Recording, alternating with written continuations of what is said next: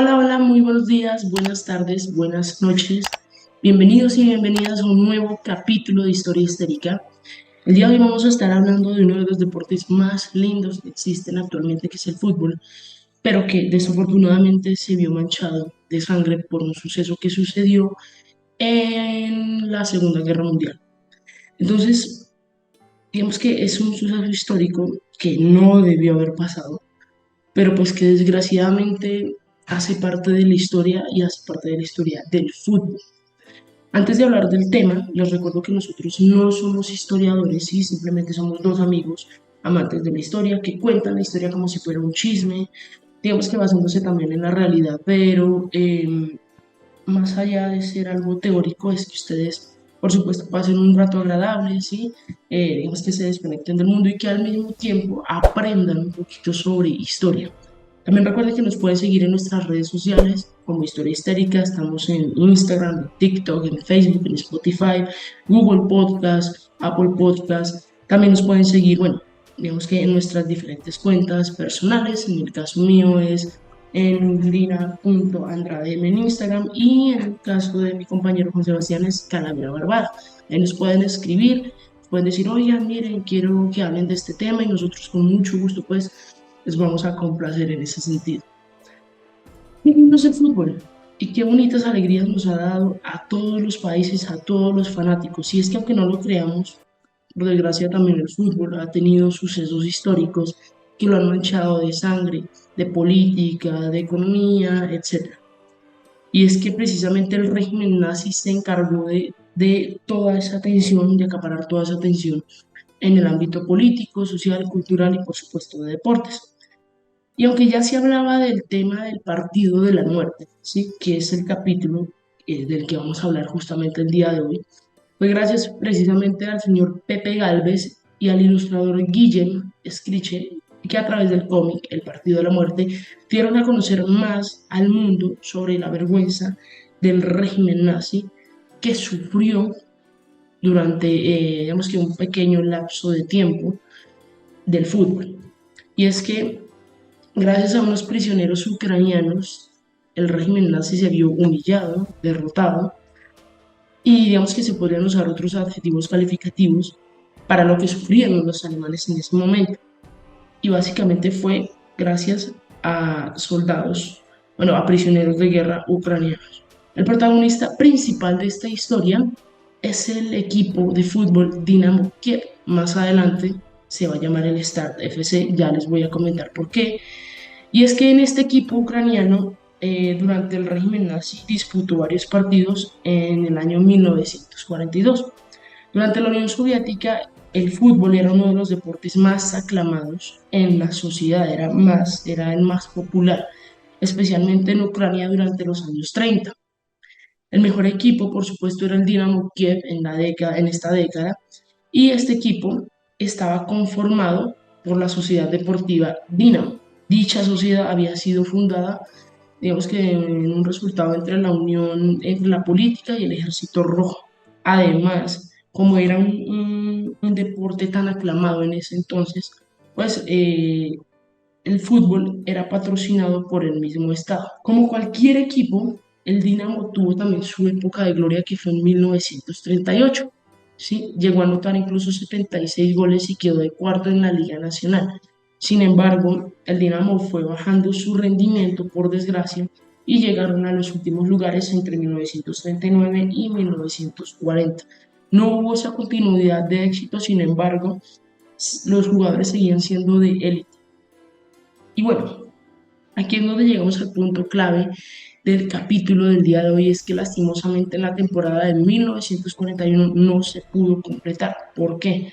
Porque ahí fue cuando se dio la invasión de Alemania a la Unión Soviética el 22 de junio de 1941. Les recuerdo que el régimen nazi no solamente reclutaba a judíos, ¿sí? El régimen nazi reclutaba a todo lo que no iba en contra de la ideología de ellos, negros, ¿sí?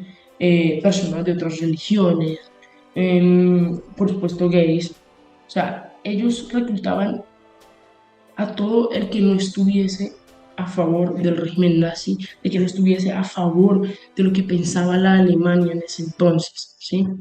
Entonces, por supuesto, eso incluía a todo lo de la Unión Soviética y todo el que estuviese a favor o que perteneciese a la Unión Soviética automáticamente era declarado enemigo, por lo que varios jugadores del Dinamo fueron reclutados como prisioneros de guerra.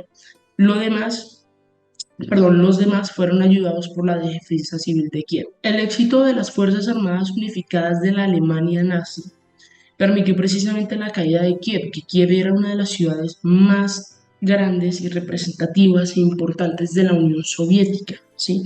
Varios de los jugadores afortunadamente lograron sobrevivir a los ataques, pero fueron reclutados como prisioneros de guerra y llevados a campos de concentración, a diferentes campos de concentración.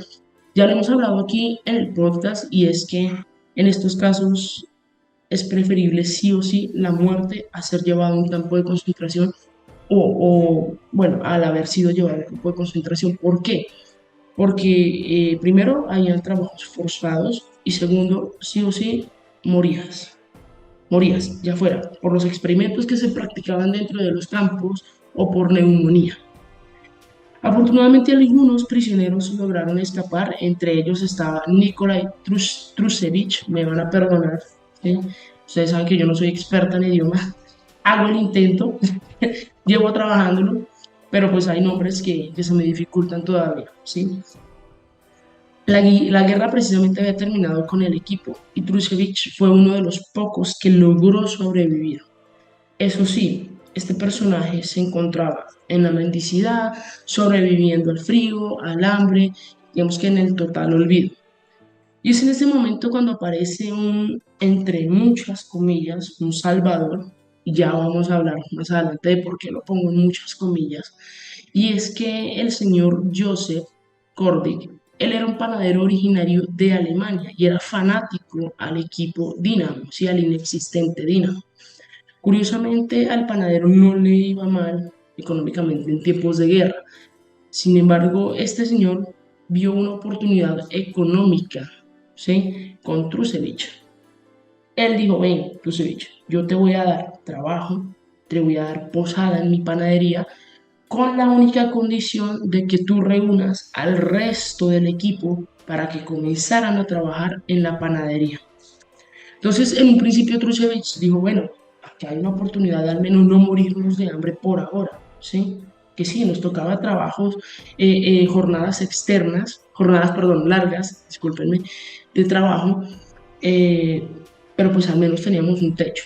Entonces Trusevich se puso a la tarea de eso y el primero que encontró fue a Nikolai, uno de los porteros, bueno, el portero, y al mismo tiempo fue encontrando poco a poco a sus compañeros, ¿sí? Y a otros deportistas del equipo, de un equipo llamado Lokomotiv.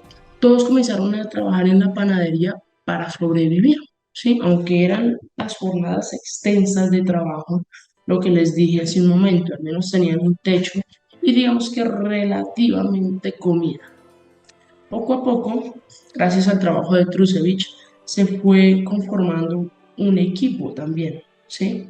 Digamos que no era el objetivo principal, pero pues habían personas muy talentosas y más adelante se convirtió en uno de los equipos más valientes de la historia, conocido como el FC Start. Del Dinamo, de aquel Dinamo, los que estaban eran Nikolai Trusevich, Mikhail Utisin, Iván Kuzmenko, Makar Gocharenko, Mikhail, me van a perdonar, pero este nombre sí, este apellido sí es totalmente legible, Nikolai Korotrotsky, Alexei Klimenko y Fedor Trusetich. Y del locomotor, el equipo, del locomotor del equipo estaba Vladimir Barankin, Alexei Susevic y Mikhail Melenik. Todos estos representaban al nuevo FC Start. Lo único malo del equipo, aunque había personas muy talentosas, era que por supuesto presentaban una salud lamentable. Algunas personas estaban con desnutrición, otras con desnutrición crónica, algunos enfermos por neumonía, y es que la mayoría no habían comido bien durante días o incluso meses, ¿sí? Según fuentes históricas, Makar Gocharenko, una de las estrellas del que fue el poderoso Dinamo, fue fichado de esta manera. Digamos que él lo relató y pues él fue el tercero en trabajar en la panadería de Codere. Abro comillas. Lo ayudó a encontrar al resto de los muchachos. Estábamos desesperados, necesitábamos comida y techo. No se podía elegir. Cierro comillas. O sea, básicamente era o aceptar o morir, ¿sí? Aunque más adelante, sí o sí, les adelanto, iban a morir. Resulta que para ningún personaje del equipo había otra opción. Era aceptar las consecuencias, era aceptar lo que implicaba trabajar en una panadería o morir en la calle, morir olvidados, etcétera, ¿sí? En un principio, Cordic, el panadero, digamos que se podía haber visto como el salvador de todo, pero pues él tenía también sus intenciones, él tenía también digamos que quería hacer crecer esa caja registradora fuera como fuera. ¿Cuál fue la opción de Cordic? Bueno, más que una opción, qué fue lo que decidió él? Él decidió hacer negocios con el régimen nazi.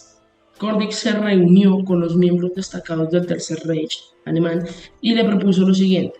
El panadero sabía el potencial del FC Star y sabía que a pesar del Estado, ellos podían dar mucho, lo podían dar todo en la cancha.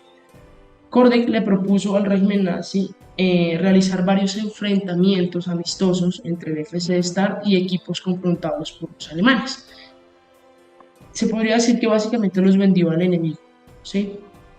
Les recuerdo que el fútbol era un deporte muy acobijado en el gobierno soviético, en la Unión Soviética, y era el que más se practicaba en Ucrania, por lo que el régimen nazi vio una fuente de oportunidad para perpetuar en temas de propaganda todo lo del régimen nazi en ese territorio, ¿sí?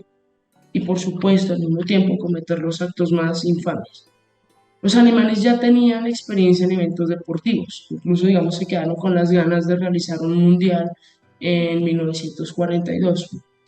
Y aunque Ucrania ya era un territorio conquistado por ellos, ¿sí? Ellos tenían que seguir convenciendo al pueblo de que efectivamente el régimen nazi era lo correcto.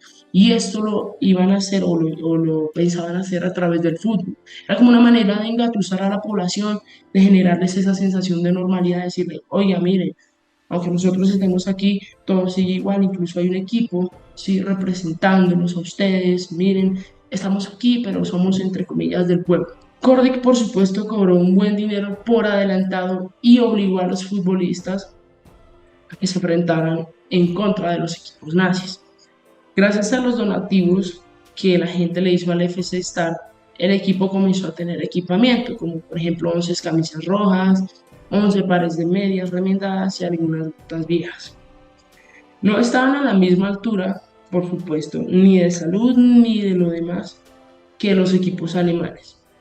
Llegó el primer partido del poderoso FC Start el 7 de junio de 1942 y aunque estaban enfermos y aunque habían trabajado a altas horas de la noche el día anterior, ellos vencieron 7-2. O sea, eran un potencial ni el berraco en la cancha, ¿sí? El siguiente rival fue el equipo de guarnición húngara, y aunque tampoco fueron suficientes para los presos ucranianos, ellos lograron derrotarlos 6-2. Las cosas para el FC Star fueron mejorando. Digamos que poco a poco su rendimiento fue creciendo. En las canchas ya jugaban mucho mejor. Digamos que se alimentaban, entre muchas comillas, mucho mejor también, al punto de que se enfrentaron a equipos romanos conformados por algunos alemanes, perdón, y llegaron a anotar 11 goles. Lo que había sido como un simple negocio para el panadero Cordic se volvió un estorbo para el régimen nazi.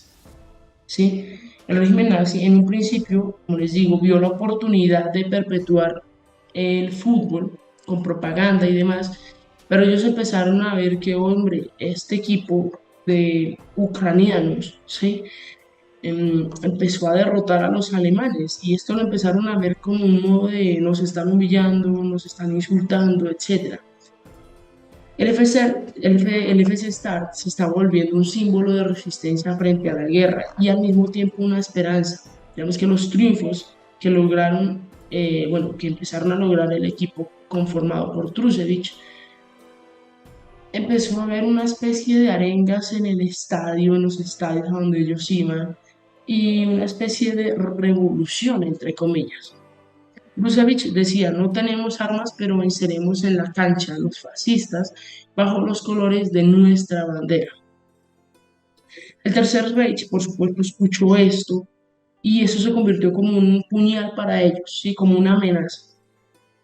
En 1942 los alemanes estaban frustrados por las victorias del Estado, porque es que era una victoria tras otra, tras otra, tras otra. Dicho equipo vencía a uno por uno los rivales que se le presentaban, y eso sí, acaba de aclarar, ellos no estaban en su mejor estado físico, los alemanes, sí, y aún así los derrotaban, y eran derrotas, digamos que 6-2, 8-2, 8-3, o sea, había una diferencia bastante grande, ¿sí? Para los alemanes se volvió una obsesión derrotar al Estado. Pero ¿qué pasa? Ustedes dirán, bueno, pero es que los alemanes tenían en ese entonces todas, digamos que las puertas abiertas para poder incluso asesinar a los estados.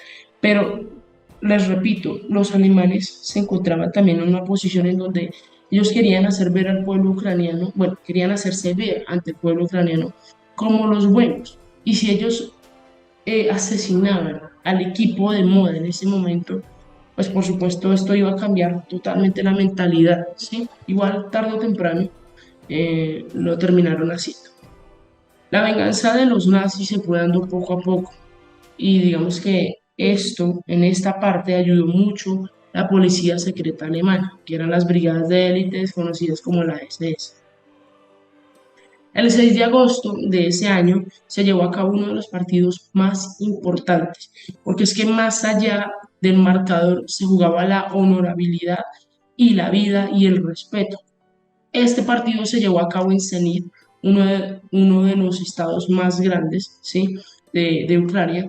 Los nazis organizaron el partido con el FC Star y un equipo invicto alemán conformado por miembros de la Flakelf, perdón, que la Flakelf pues era la temida Fuerza Aérea Nazi, ¿sí? Junto con algunos otros deportistas profesionales de Baviera, otro equipo de fútbol. Por supuesto, ellos, los alemanes, presentaban un estado excelente de salud, de hecho tenían uniformes negros con la esvástica bordada en el pecho, medias con ribetes blancos, ¿sí? Altos, fornidos, etc. Y pues frente a ellos estaba el FS Star, un equipo que no se negaba a perder, ¿sí? Y que estaban con uniformes descoloridos, overoles recortados y botas de trabajo. Y a pesar de que el equipo no había comido absolutamente nada el día anterior y que algunos miembros no estaban en igualdad de condiciones, por supuesto derrotaron a los alemanes. Digamos que los alemanes querían asegurarse de todo, ¿sí? De que, por supuesto, sí o sí, ellos ganaran. Los alemanes querían asegurarse de todo y decidieron dar unas instrucciones pertinentes a Krusevich y a la compañía. Digamos que les aconsejaron, ¿sí? que no se emplearan a fondo y por supuesto el árbitro fue designado a dedo con las recomendaciones de que miraran hacia otro lado si digamos le hicieran alguna falta o algo al FC Stade. A pesar de todos los contratiempos, de todas las patadas que recibió el FS Stade por parte de los alemanes, de los malos tratos, de los insultos, etc., el Stade ganó 5-1. Al otro día de esa victoria, los periódicos más importantes de Ucrania comenzaron a victoriar la victoria del Stade. Empezaron a decir que era el equipo de la revolución, que era el equipo salvador, que una cosa, que la otra, en fin, ¿sí? Por supuesto, el FS Star se reunió en la panadería y ellos sabían que tenían las horas contadas y que en cualquier momento podían dar la orden de que los asesinaran o peor aún que regresaran a los campos de concentración. En este caso, sí, la salida más fácil era que los asesinaran. Digamos que la más fácil, la menos dolorosa, etc. Llegó la fecha del 9 de agosto, día en que se celebraba un partido definitivo en la revancha, ¿sí? Y más que una victoria, era una declaración de intenciones que tenían los nazis, un ultimátum. O dejaban ganar a los alemanes, o por supuesto el FC llevaba todas las consecuencias. En el estadio del Zenit no cabía un alma, todas las tribunas estaban ocupadas por los nazis y las graderías por los miles de ucranianos custodiados, por supuesto, por alambres de espino y por cientos de soldados. Antes del partido, un oficial de la SS entró al vestuario del equipo ucraniano y observó a los prisioneros y les habló con un tono de guerra, un tono autoritario. Por supuesto, les habló en ruso. Les dijo: soy el árbitro, respeten las reglas, saluden en brazo en alto, es una orden. Los alemanes en ese momento vestían camisetas blancas, pantalón negro y por supuesto ellos siguieron las instrucciones, sí, pisaron el campo, se presentaron en formación, saludaron a las autoridades del parque con el brazo alto, como ya todos conocemos la historia, que era Heil Hitler, todo, ¿sí? Mientras que los ucranianos con camiseta roja, con pantalón blanco, no hicieron lo que el oficial decía. Ellos saltaron al campo, hicieron una fila india, alzaron el brazo e hicieron su propia formación. Ellos levantaron el brazo, ellos levantaron el brazo y en vez de gritar, por supuesto, a favor del régimen nazi, dijeron en sus voces, en un tono totalmente desgarrador: viva el deporte, que según los medios o según los medios citados históricamente, este era un lema en la Unión Soviética y era un tema de resistencia, ¿sí?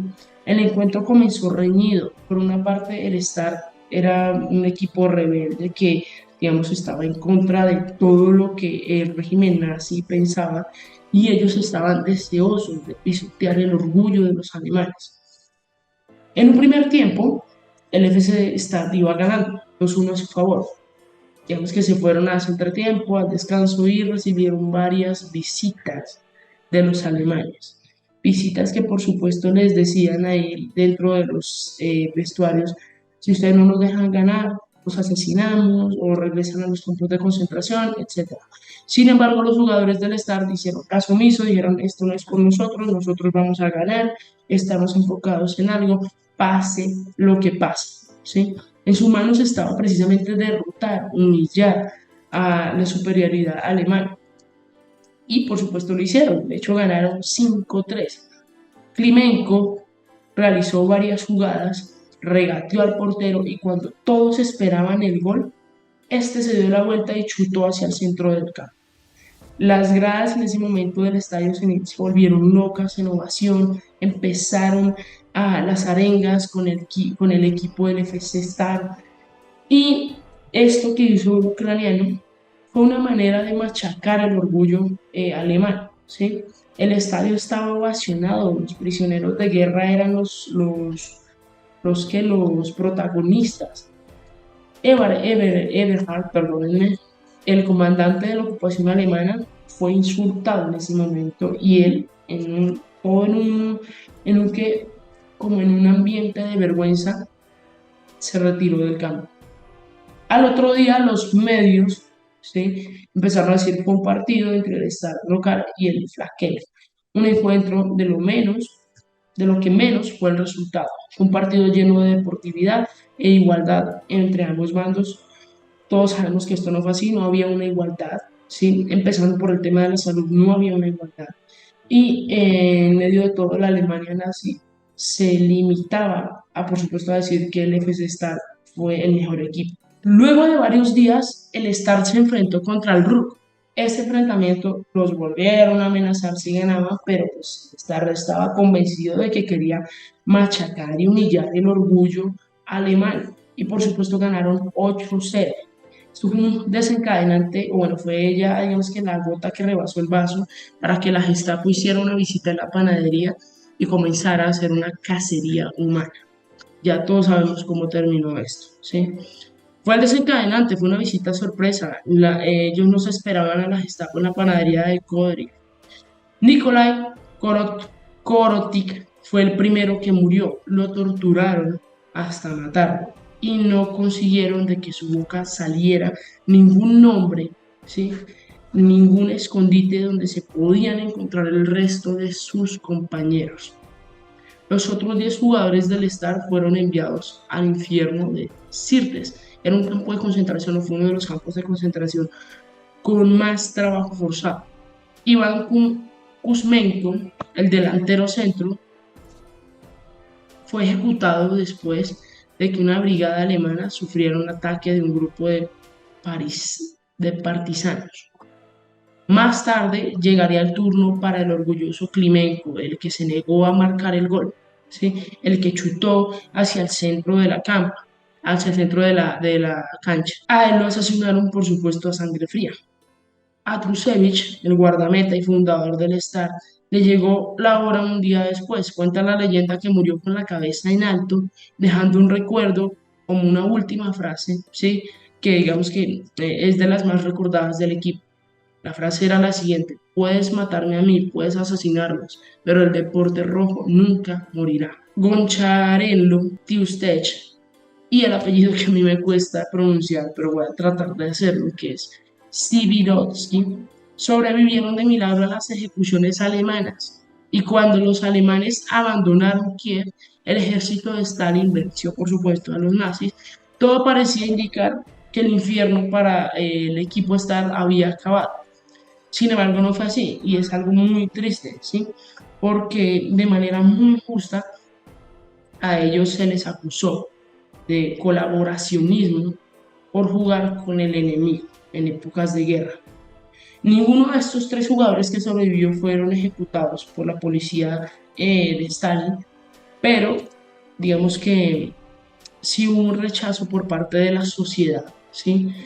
Más que todo de la parte política, porque se les confabuló a ellos, se les decía, oiga, ustedes jugaron con el enemigo, ustedes no murieron en un honor, no murieron en guerras, lo cual es un poco paradójico porque la mayoría del equipo sí, ¿sí? A los prisioneros de guerra, digamos que no se les reconoció un comportamiento heroico, disculpen, sino que fueron acusados de confraternizar con el nazismo y con las SS. Hasta 1959, Bocharenlo, Luchevsky y Sivirovsky, perdónenme si pronuncio mal, así como el resto del equipo del Star ya había fallecido, ¿sí? Pero mientras ellos tuvieron que vivir con toda la vergüenza de cómo eran repudiados por sus propios compatriotas. El único futbolista que logró sobrevivir en general, todo, a los comentarios, todo, fue Makar Bocharenko, y poco antes de fallecer él seguía pensando que no era un héroe, ¿sí? De hecho, él pronunció una frase que decía: mis amigos no murieron porque fueran grandes jugadores, murieron por, como tantos otros, porque dos regímenes totalitarios se enfrentaron y estábamos condenados a ser víctimas de una masacre a gran escala. Sí o sí teníamos que morir. Al día de hoy, los jugadores del FS Star son héroes de la patria en Ucrania y su trágica historia forma parte de un temario de libros donde se cuenta cómo en el deporte, uno de los deportes más lindos del mundo, ha sido manchado por sangre. En el estadio Zenit, de hecho, se mandó a esculpir una especie de placa de mármol, ¿sí? Con una leyenda: a los jugadores que murieron con la frente en alto ante el invasor nazi. Y curiosamente, quienes fueron testigos del partido de la muerte, ¿sí? Y quienes aún conserven la entrada al día de hoy tienen asegurado de por vida un pase vitalicio para asistir a los encuentros del Dinamo de Kiev. No eran solo 11 contra 11, ¿sí? No eran simplemente los prisioneros de guerra contra los alemanes, es que se trataba de cada partido un orgullo de un país, de una sociedad, de un estado, como lo quieran ver, contra un régimen, y es que eran personas que estaban disputando algo que ellos no tenían la culpa, porque es que los jugadores no tenían la culpa de toda la guerra que se estaba viviendo en ese entonces. Pero por desgracia así es la historia. La historia no siempre es bonita, no siempre es aceptada, no. De hecho, muchas veces los que nosotros al día de hoy consideramos héroes, como por supuesto los jugadores del FC Star o del Dinamo de Kiev, en ese entonces no fueron considerados héroes, al día de hoy sí. Y es triste porque es que murieron en toda la humillación, en la vergüenza, incluso por parte de su misma sociedad. Pero bueno, lo que les digo, a veces la historia no es bonita. De hecho, la historia casi nunca es bonita, ¿sí? Y bueno, recuerden que mi nombre es Lina Andrade, nos pueden seguir en todas nuestras redes sociales. Les repito, salimos en TikTok, en Facebook, en Instagram, como Historia Histérica. A mí me pueden seguir en mi Instagram personal como lina.andradem. Y por supuesto recuerden que lo bonito de la historia es que nunca se termina. Chao, chao.